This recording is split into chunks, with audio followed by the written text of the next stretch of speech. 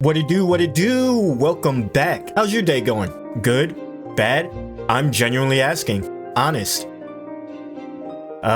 Fine. Whatever. Be that way. I'll just move on to the video, I guess. See if I care. A little bit over a year ago, I released my one and only video talking about a wonderful new addition to the Kingdom Hearts roster that when introduced blew everybody the fuck back because no one, and I mean no one, expected them to actually become canon to the story. Originally shown in a video game trailer in Toy Box, many of us thought at the time that this at best was just a salty fan teaser from Nomura because of his abrupt departure from the Final Fantasy 13 Versus project. However, after beating the game, we see, just as is tradition with every Kingdom Hearts title, just like with the openings, there is a Kingdom Hearts 3 secret ending. Of course, we see Sora waking up in a world that we know now to be Quadratum or Unreality. Riku is here as well, which, again, at the time we were asking how he even got there. Then Melody of Memories released, and that solved that question. However, the biggest addition to this scene, the biggest takeaway other than Sora still being alive, is who we see sitting on top of a building that mirrors the Tokyo Metropolitan building that we have here in real life. Obviously not actually, but the same way that Square incorporates Shibuya in the 109 building in its various titles, this is no different. Regardless, on top of this grand building, we see a familiar face that again, nobody was expecting to see. That face being one with two different colored eyes,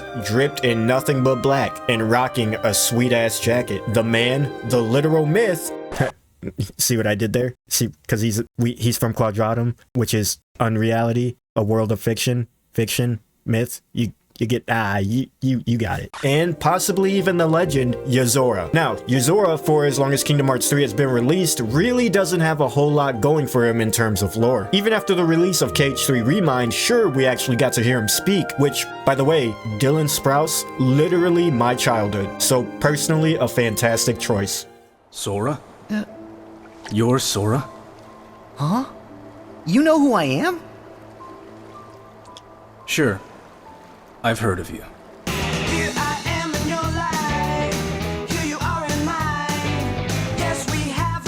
Caters to the inner child in me, which is part of the reason I fell in love with the series to begin with. However, again, because Nomura can never just be straightforward with us, Yozora is taken aback by the fact that not only Sora knows who he is, but the fact that Sora is, well, Sora. Add this to the abrupt boss fight that ends with two different endings, and the theories and speculations just started flooding in. But again, barely anything is actually definitive when it comes to who this man is. However, there is one thing that I think we all can say is definitive, or at the very least, as close as we can get with his backstory, and it actually comes from the fight itself. When Yozora pulls one of his signature moves and literally steals away Sora's Keyblade to proceed to beat him with it. Again, when this was revealed, the theories started rolling in, myself included, many of which challenged the question of how he was capable of doing that and if Yozora possibly may even be a Keyblade wielder, which again, I think at this point is actually all but confirmed. The biggest and most solid piece of evidence we have hinting towards Yozora's ties to the Keyblade, of course, is the simple fact that he is holding it. Again, going back to Kingdom Hearts 1, we have learned that in order to even so much as wield a Keyblade, let alone fight with one, your heart has to be strong enough and actually have been proven to be worthy of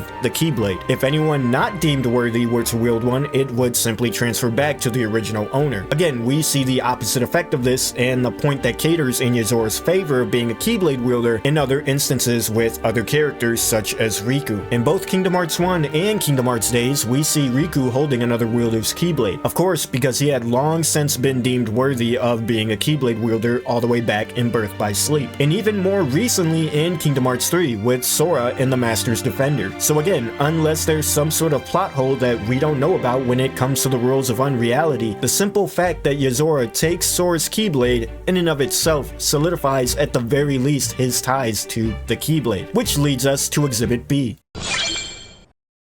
No, I am not joking. Seeing Yozora in his entirety in KH3 Remind, we see that this man from head to toe is dripped in the iconic black that encompasses most of our characters today. Just look at Axel and Isa. They got that shit on though. Anyways, back to Yozora. The fit does more than simply flex on us peasants. In fact, there's actually a detail that again, almost definitively solidifies Yozora's ties to the Keyblade. Just look at this image right here. Do you see it?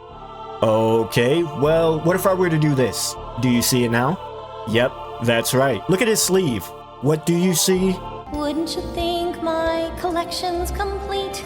It couldn't possibly be 2 Keyblades? When looking at the stud pattern on his jacket, we see what appears to be the hilt of 2 Keyblades on the bottom of his sleeve, which, based on their positioning in this image, indicates that these Keyblades are formed in a cross pattern, as we see later on when he points the blicky at us. Much like the iconic Keyblade also forms a cross in form of the sigil. Again, if this doesn't confirm at the very least his ties to the Keyblade, on top of him being able to wield one, I don't know what does. Just like always, Nomura doesn't do anything for no reason, especially when it comes to character designs. As we see with Strelitzia, I firmly believe her hairpin resembles the Roman numerals of the position of her brother in the organization, aka Marluxia. At multiple angles from all instances of Yozora being on screen, the pattern looks blatantly like 2 Keyblades. Typically, when someone dons an outfit with the symbol on it, it has ties to their origins in some way, shape, or form. It's no different from Superman wearing a giant S on his chest or Batman wearing a giant bat. Of course, this is Nomura's way of giving us that S. Now, when looking at this, you may notice that there is another symbol right above the 2 Keyblades on Yozora's jacket, a symbol that we don't quite recognize aside from the iconic crown. However, I do believe we have an answer for this, and just like the others, furthers his ties to the Keyblade. That answer coming from the last place that you would expect: Kingdom Hearts Missing Link. For as absent as the game has been, there's actually been a tiny bit of story lore released during the early preview that many fortunately got to experience themselves. During the game, we see our character wake up to the great value version of Axel, Remus. After being attacked by an anomaly, he takes us back to and introduces us to the Baroque Society. And it is here that we get the final piece of the puzzle in order to paint the complete picture. Again, as close to one as we can get. When gauging the leader Nept for what to do next, he brings up the fact that Nept knows of the other Keyblade societies in Skaled Kylum, meaning that there are multiple organized groups of these societies throughout the world. I believe that this may in fact, again, all but confirm that Yozora possibly may even be a part of one of these secret Keyblade societies. Just look at the facts. The 2 Keyblades embroidered onto his jacket on both sleeves. This mysterious symbol that could very well be the symbol of the society that he's a member of. And the fact that all of his allies that we see in the Toy Box trailer from Virum Rex are also all wearing the same style of black clothes as Yozora himself. Again, as we see from Missing Link later on down the road, Freya hands over some new equipment to our player, indicating that all these societies have their own distinct colors or garments that they wear, symbolizing that they are a part of that faction. Much like the organization reps the iconic black coats. Wearing that coat was proof that you belong to Organization 13. And if that isn't enough to convince you, this would also explain the cutscene between Yozora and who we suspect to be Luxord in the car. Luxord, or at the very least his somebody, is a member of Yozora's Keyblade Society, tying all the way back to Xemnas saying that he was one of many who would awaken the ancient Keyblade legacy sleeping inside him. While again, Yozora is the leader. As we hear during the cutscene, he distinctly calls Yozora Commander. Commander.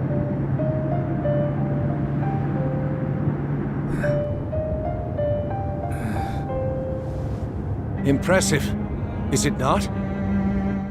He definitely carries himself with the demeanor of a Keyblade master, or at the very least, a leader of one of these societies. And all of Yozora's friends in the trailer, again, are all part of this secret Keyblade society, just like Remus and Freya. I don't know. Mixing all of the points that we discussed in this video together, from Yozora wielding a Keyblade to the pattern on his jacket, to the introduction of Keyblade societies in Missing Link, I feel like, at least for now, this is the most solid line of evidence that paints as close to a complete picture as we can with Yozora and his background. Perhaps that could be where Sora is headed next in Kingdom Hearts 4. Perhaps Strelitzia is also a part of this secret Keyblade society as well. Or perhaps in another world, Riku is headed there. That would explain why Yozora is sitting on top of the building looking down at Riku, and not Sora, if you believe in the 2 quadratum theories.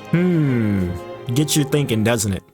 If it does, then I did my part. And as always, let me know your opinions on this timeline when it comes to Yozora and his origins. Whether he's a Keyblade wielder himself, again, I think at the very least we can definitively say that he has ties to it in some way, shape, or form. But until more info is released, this is honestly the best that I can do when it comes to this mysterious character. Hope you enjoyed, and until I see you lovelies again, it's been Vel, and even though you didn't answer me at the start of the video, I still hope you have a fantastic day. Later.